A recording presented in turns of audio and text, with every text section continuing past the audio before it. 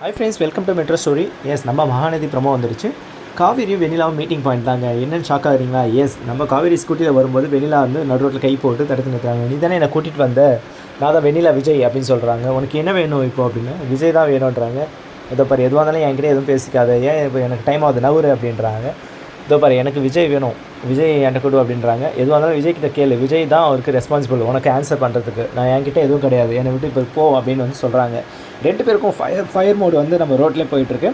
So அடுத்ததான் நம்ம வெண்ணிலா வந்து என்ன பண்ணுறாங்கன்னா, எனக்கும் விஜய்க்கு நாளைக்கு கல்யாணம் அப்படின்றாங்க. காவேரி ஷாக் ஆகிறாங்க. சரி இருக்கட்டும், கல்யாணமாக இருந்தாலும் அவர் ஒத்துக்கிட்டா அவருக்கு நீ கல்யாணம் பண்ணிக்கோ, நான் எதுக்கும் தலையிட்டு உன் பிரச்சனைக்குள்ளே நாங்கள் வரமாட்டேன் அப்படின்ற மாதிரி கருத்து தெரிவிக்கிறாங்க நம்ம ஹீரோனி காவேரி.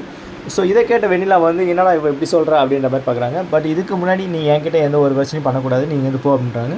வெண்ணிலா வந்து இல்லை, எங்கள் பிரச்சனைக்குள்ளே நீ வந்தால் தான் அவர் வந்து கல்யாணம் பண்ண விடுவார், நீ வராத அப்படின்ற மாதிரி காவேரியை வான் பண்ணுறாங்க.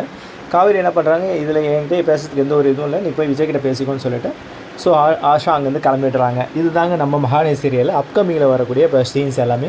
ஸோ தொடர்ந்து நம்ம மெட்ரோ ஸ்டோரியை வந்து சப்ஸ்கிரைப் பண்ணுங்கள், ஷேர் பண்ணுங்கள், லைக் பண்ணுங்கள், கமெண்ட் பண்ணுங்கள். இது போன்ற அப்கமிங் வீடியோஸ் எல்லாமே நான் உங்களுக்கு கொடுத்துட்ருக்கேன். ஓகேங்களா? Okay friends, thank you very much.